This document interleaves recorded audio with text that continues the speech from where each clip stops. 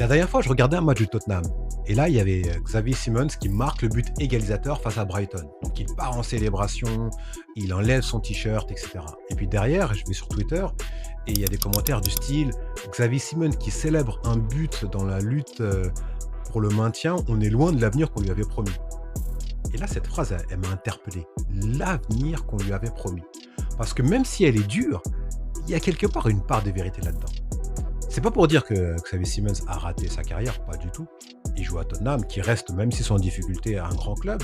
Mais malgré ça, il y a évidemment un décalage énorme entre la trajectoire qu'il a eue et celle qu'on imaginait de lui le plus tôt de sa carrière.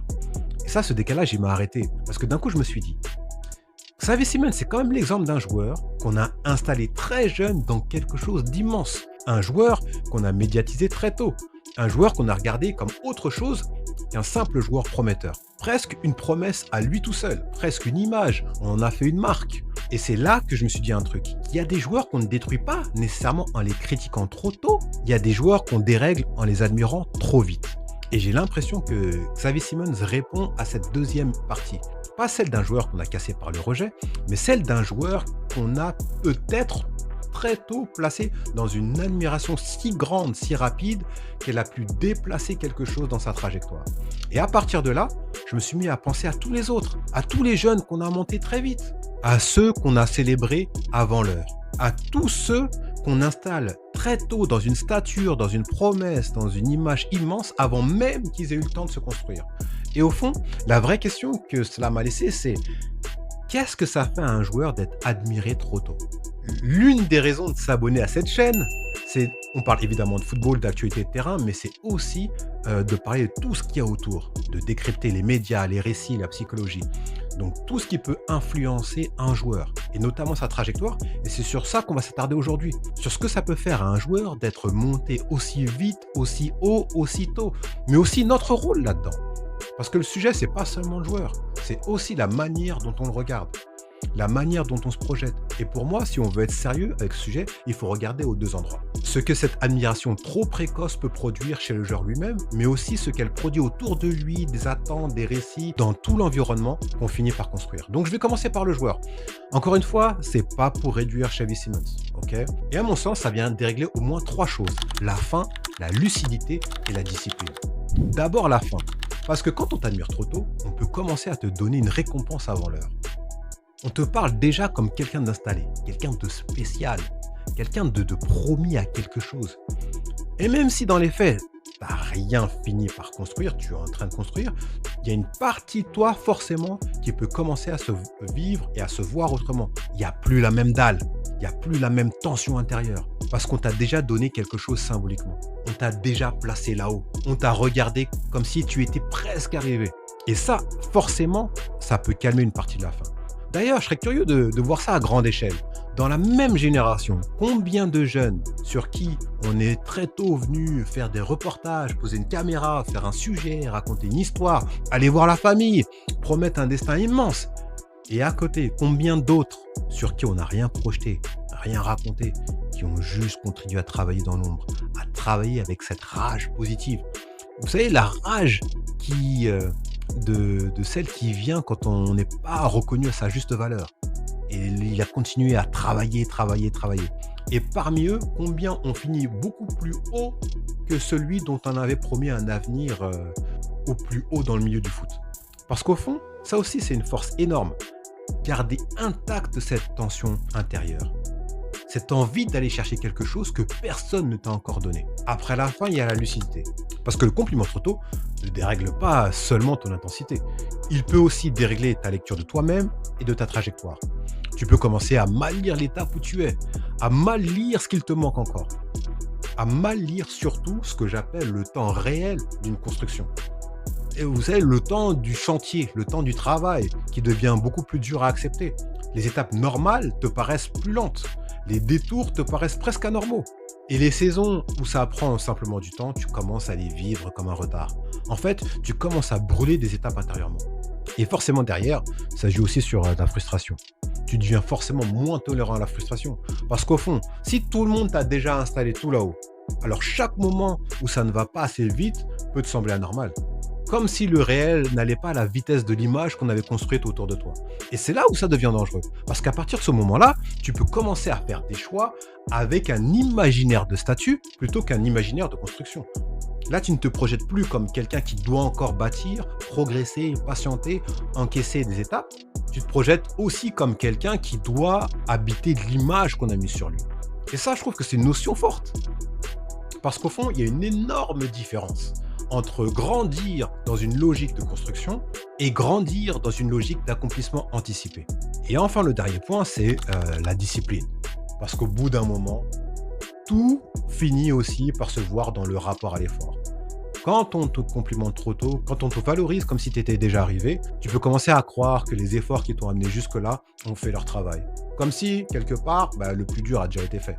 Alors qu'en réalité, dans le foot et même dans la vie, on voit ça tous les jours, le jeu, le but, c'est justement de continuer à faire les efforts, de continuer à faire vivre les habitudes qui t'ont construit, continuer à nourrir ce qui t'a emmené jusque-là. Et même faire maturer tout ça pour que ton jeu, ton corps, l'exigence évolue encore. Parce qu'au fond, ce n'est pas juste une question d'arriver quelque part une fois, c'est une question de fidélité à ce qui te permet d'y rester et d'aller plus loin. Mais en fait, c'est même pas propre aux footballeurs, c'est très humain. C'est comme quand quelqu'un fait un régime, il fait tous les efforts, etc. Et puis après, il y a les premiers résultats qui arrivent. Et puis après, il y a une personne qui lui dit « Oh, waouh!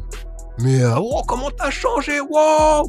Une personne, deux personnes, trois personnes, quatre personnes. Le groupe bien joué, etc. etc. Dis-moi comment t'as fait, etc. Quand tout ça, ça arrive, il y a quelque chose qui peut bouger. Tu peux te relâcher. Tu vas te dire, ah, c'est bon. Même si t'as pas atteint ton objectif, tu te dis, ah, si tout le monde a remarqué comme ça, peut-être que je suis trop dur avec moi-même. Allez, un petit bout de pizza. Une deuxième, etc. Parce que tu t'y vois déjà un peu. Et c'est exactement là où la discipline commence à glisser. L'idée, c'est pas de se relâcher au moment où on pense être arrivé, c'est de continuer les efforts. Parce que tu commences à voir les efforts comme une phase, alors qu'en réalité, ils doivent devenir une continuité. Maintenant, si on veut être honnête jusqu'au bout, on peut pas mettre tout sur le dos du joueur. Parce que maintenant qu'on a vu ce que l'admiration trop précoce peut produire chez lui, il faut aussi regarder le contexte qui produit cette admiration. Et forcément, on pense vite aux médias. Et vous le savez sur cette chaîne, l'idée aussi, c'est de faire la critique, de ceux qui font la critique du monde du foot. Mais dans ce sujet-là, si on est honnête, ce serait un peu trop facile de faire ça. Ce serait un peu une sorte de paresse intellectuelle de faire ça.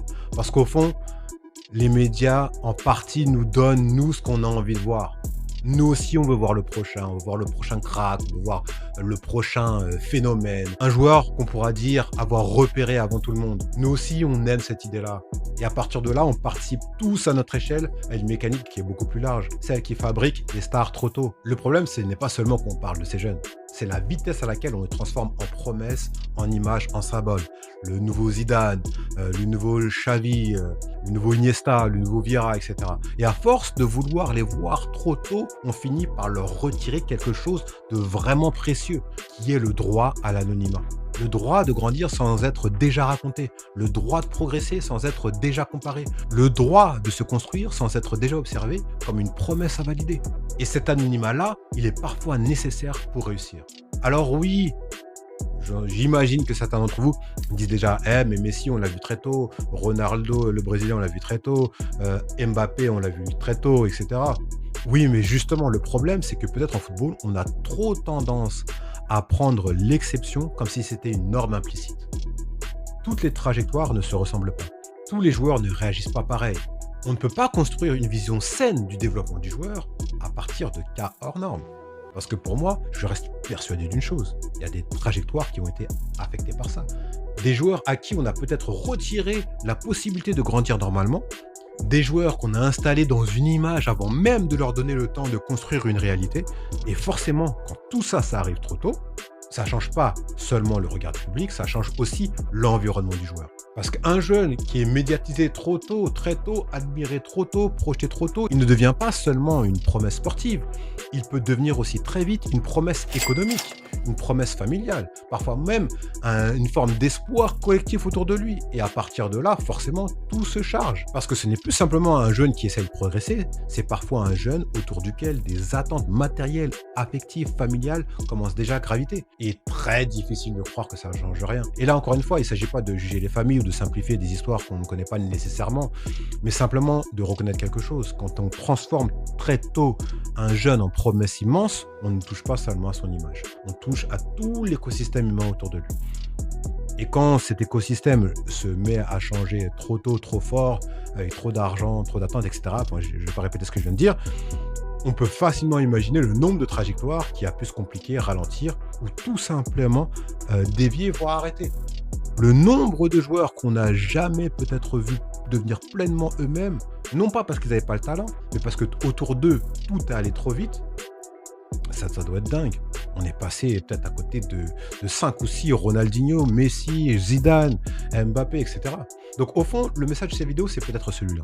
Si on aime vraiment le football, alors on devrait apprendre à ralentir. Ralentir notre manière de regarder. Ralentir notre manière de parler. Ralentir notre manière de nous projeter dans des destins. Sur des jeunes qui sont simplement en train de grandir. Ne pas toujours contribuer à cette course permanente au prochain crack, au prochain phénomène, au talent, etc. Laisser un peu plus de temps à la construction, à l'anonymat parfois. Alors oui, alors c'est utopique, vous allez me dire Arnaud, mais t'es utopique, on n'a pas le temps, nous ce qu'on veut c'est kiffer, etc. Bref, en tout cas, nous ici ce qu'on a envie, c'est d'essayer au moins de le faire, de contribuer, de lancer la conversation autour de ça. Parce que l'un des objectifs de la chaîne au fond, c'est aussi ça, ralentir un peu et essayer de regarder le football avec passion bien sûr, mais aussi avec un peu de recul, un peu plus de justesse, un peu plus de conscience de ce que nos mots peuvent produire. Parce que si on aime vraiment ce sport, alors on a aussi envie que les plus grands joueurs de demain, ceux qui nous feront vibrer, puissent aussi grandir dans les meilleures conditions. Et si à notre petite échelle, on peut contribuer un petit peu à ça, alors c'est déjà beau. D'accord ? Merci beaucoup d'avoir regardé cette vidéo. On se retrouve à la prochaine. Et dites-moi en commentaire ce que vous en pensez. Est-ce que vous êtes d'accord avec moi? Les histoires que ça vous rappelle, etc. Je serais ravi de discuter avec vous en commentaire. D'accord? Allez, à très bientôt.